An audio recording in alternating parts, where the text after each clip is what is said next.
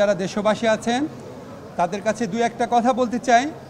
আমাদের যারা কোটা সংস্কার আন্দোলনের নেতা আছেন, যাদের কাছে আমরা প্রত্যেকে কৃতজ্ঞ, তাদের সাথে যোগাযোগ করার চেষ্টা করা হচ্ছে। তারা আসলে তাদের সাথে সকল ব্যাপারে আলোচনা করে সিদ্ধান্ত নেওয়া হবে। তাদের মতামতকেই সব ব্যাপারে প্রাধান্য দেওয়া হবে, তাদের সাথে কথা বলা হবে। আমরা এর আগে এখনই কয়েকটা কথা আপনাদের শুধু বলতে চাই। আমাদের এখানে এই আন্দোলনের সাথে সম্পৃক্ত ছেলেরা আছে, নেতারা আছে, বাকিরা যারা নাহিদ এবং স্যার। কিন্তু আপনাদেরকে এই মুহূর্তে যেটা বলতে চাই, প্লিজ ধ্বংসযজ্ঞ বন্ধ করেন। অনেক সম্পদ নষ্ট হয়েছে, আপনারা প্লিজ লুটতরাজ, আক্রমণ, অগ্নিসংযোগ বন্ধ করেন। আমি বঙ্গভবনে আসার পথে আমি অনেক ফোন পেয়েছি, কান্না করছে এক মহিলা, কান্না করছে এক লোক। প্লিজ, যেই সমস্ত খারাপ কাজকে আমরা ঘৃণা করি সেগুলি নিজেরা কেউ করবেন না। যারা করে তাদেরকে বাধা দেন। এই দেশের সম্পত্তি যেগুলি আছে এগুলি আমাদের। এখন তো আমরা যেরকম সরকার চাই, ইনশাআল্লাহ সেরকম একটা সরকার গঠিত হবে। এই সম্পদ তো আমরাই ব্যবহার করব।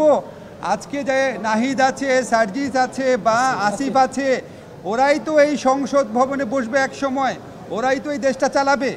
আমরা আর কতদিন বাঁচবো? আপনারাই তো বাঁচবেন। নতুন প্রজন্মে যারা আছেন সবার কাছে বলেন আর রাষ্ট্রীয় সম্পত্তি ধ্বংস না।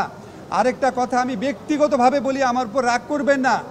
আমি জানি পুলিশ বাহিনীর কেউ বাড়াবাড়ি করেছে, কিন্তু আমি এরকম ফুটেজও দেখেছি যে পুলিশ বাহিনীর আহত একজন ছাত্রকে কাঁধে করে নিয়ে যাচ্ছে, শিশুর মতো করে নিয়ে যাচ্ছে। আজকে পুলিশের মধ্যে 10 জনের মধ্যে যদি একজন দোষী থাকে, 9 জনের উপর আপনাদের রাগ দেখায় না।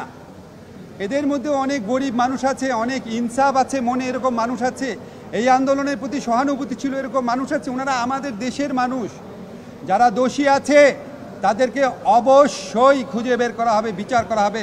আজকে আমরা মহামান্য রাষ্ট্রপতি, মহামান্য আমাদের আর্মি চিফ, আমাদের নেভি চিফ, এয়ার চিফ, সবার সাথে মিটিং হয়েছে। আমি মিটিংয়ের ব্যাপারে কিছু বলবো না আপনাদের, শুধু একটা জিনিস বলি, অত্যন্ত স্ট্রংভাবে আমরা বলেছি প্রত্যেকটা হত্যাকাণ্ডের বিচার করা হবে।